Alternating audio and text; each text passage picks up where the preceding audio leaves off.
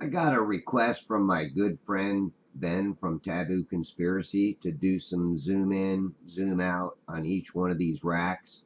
And that's what I did, but what I wanted to do was add in a few pictures too that I took screenshots and then use the brightness and contrast to bring them out and make them stand out a little bit.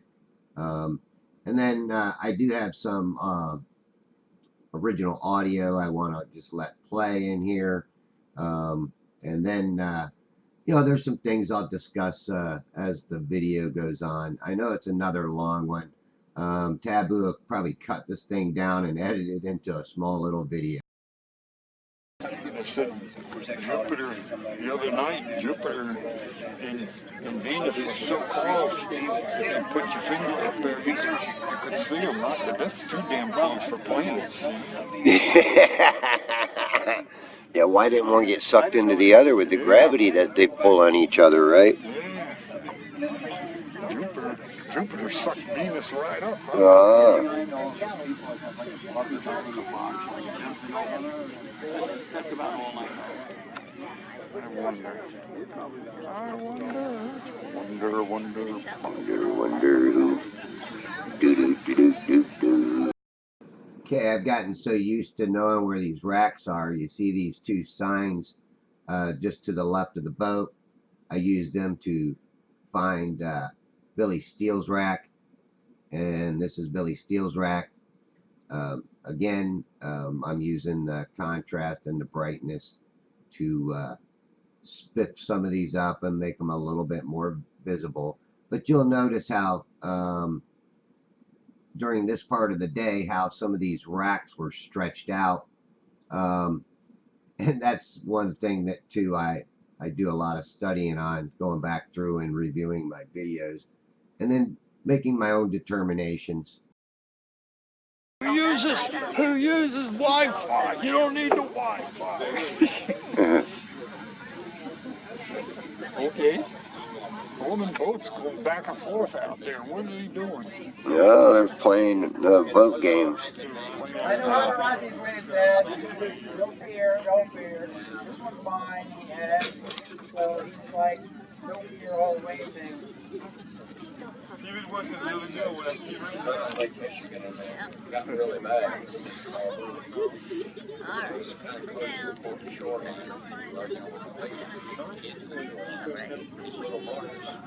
It's about all I can do to keep you awake. He had a friend that was just panicking. He said, you're going to kill us. He said, this is a life again. All that experience. Wow, look how stretched out. Yeah, I look at these and I say, there's the Funhouse mirror. You know, when you walk in, you used to go into the Funhouse and they'd have the one to make you look all short and squatty and then one that makes you look all tall and skinny, right? Well, that's what I see out on the water, and this is what I've been studying, all these optical effects that occur. Oh, my battery died on this. I did. I have. They come up and they do like this to you. I tried to bring up this concave convex mirroring effect, and then some people say, oh well, you're proving the globe. No, I'm not proving the globe. I'm just proving that there's an optical effect that occurs that is just like in a funhouse mirror. You walk in front of one mirror and you get stretched out. You walk in front of another mirror and it compresses you. When you see these in their actual size and shape, they are smaller. And, I got plenty of video proof from days where I have good visibility up to this point, and the rack is definitely smaller.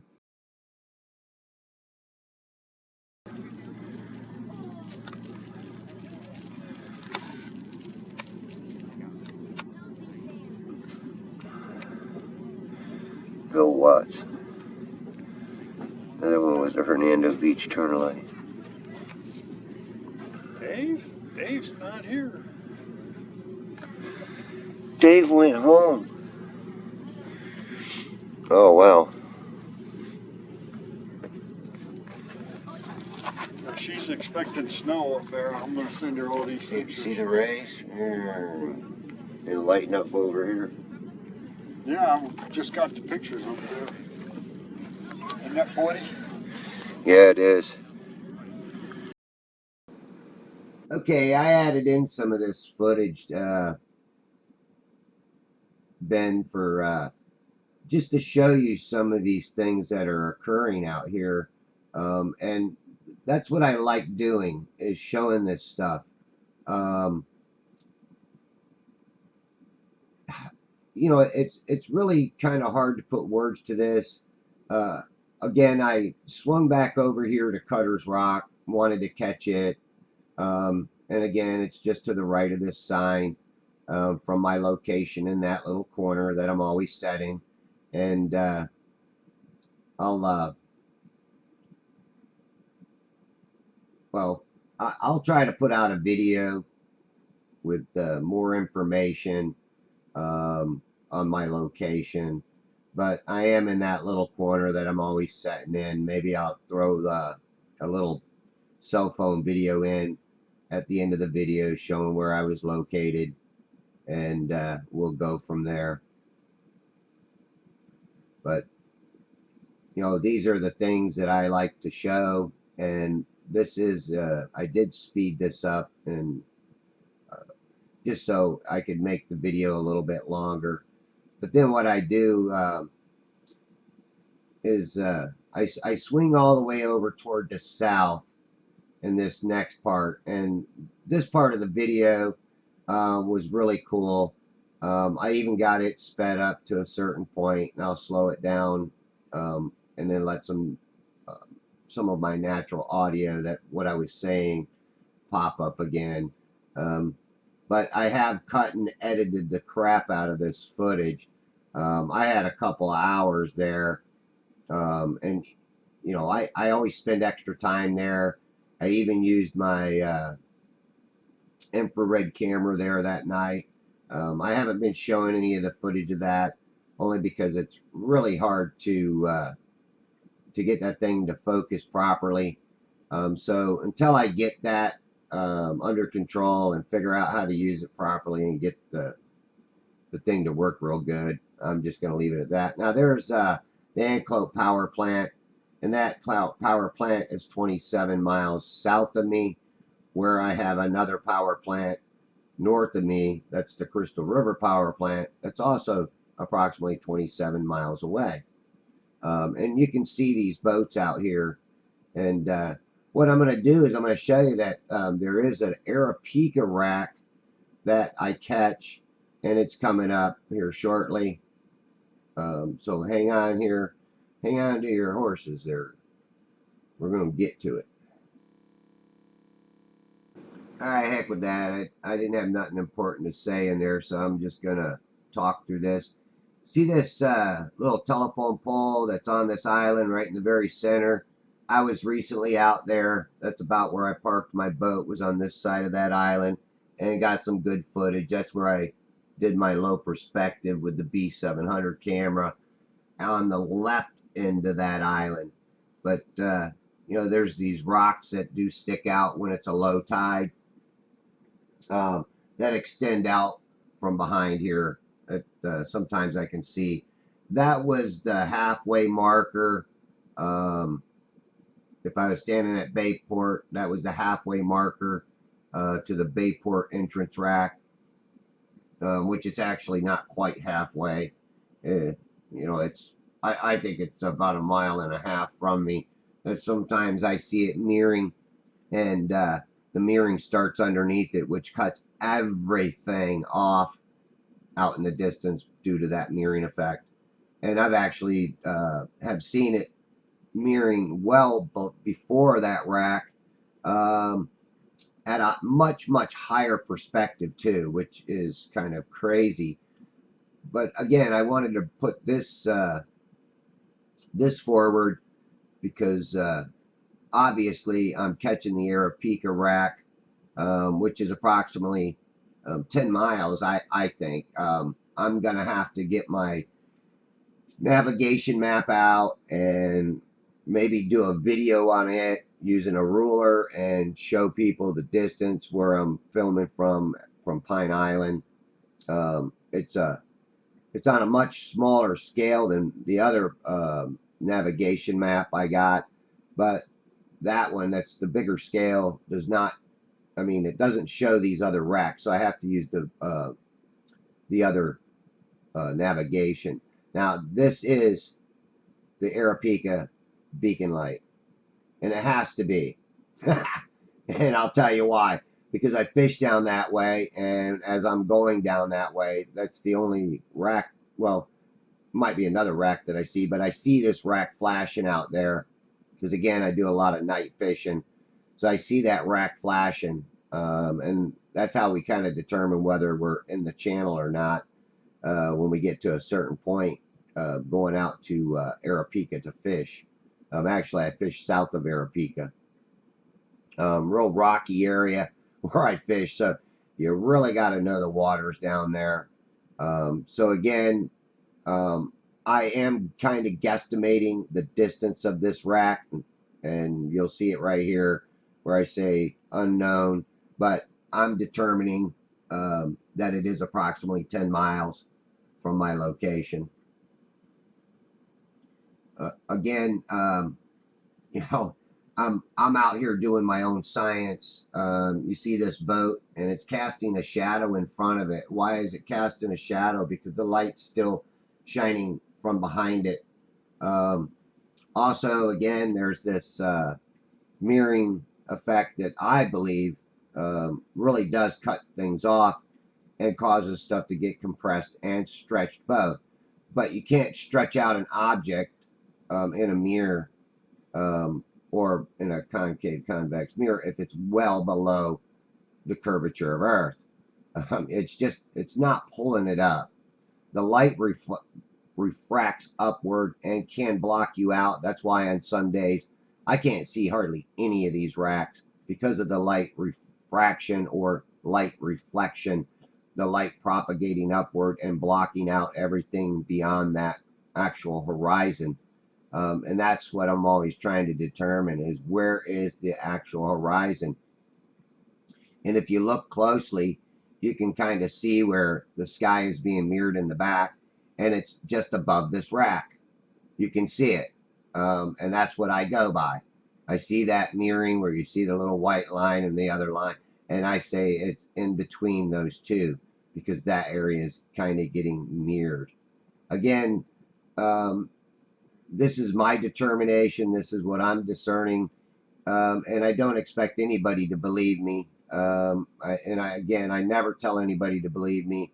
I've had this one guy, Colin Parkinson. I call him. He's got to have some Parkinson's disease in his brain, not in his colon. But well, maybe that's where his brain's at, because he's saying, "Oh, I'm proving the globe because the light, the sun's lighting up the clouds from underneath." Well, sorry, pal, but I do have, and here's a boat way out there. You see its light flashing. I do have proof with video where the sun is above the clouds on the horizon, but the clouds below the sun are still lit up red. So you can't tell me that it's below those clouds too. And the clouds that you think that are being lit up because the sun's underneath them, it's only getting lit up due to the light reflecting back up to the sky.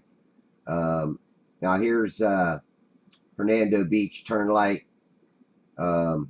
Again, approximately 6 miles. I'm going to use the approximate because I don't have a definite distance, but I know I'm very, very close to the right distances on these. And again, he's saying that these clouds are lit up because, the sun's below the horizon. Well, if the sun can shine its light across 93 million miles of the vacuum of freezing cold space, one of the things is how is it carrying its heat all the way to us? That's another thing that, people don't think about, these globers. They don't think about how is it transferring that heat across the vacuum of freezing cold space. It's within our realm. It's within our firmament, if you will. This again is Billy Steele's. Wish I had a better focus on it, but again, when it gets you know, the weather conditions are in there, it causes an effect of distortion. And just because an object is distorted does not necessarily mean that it's a mirage.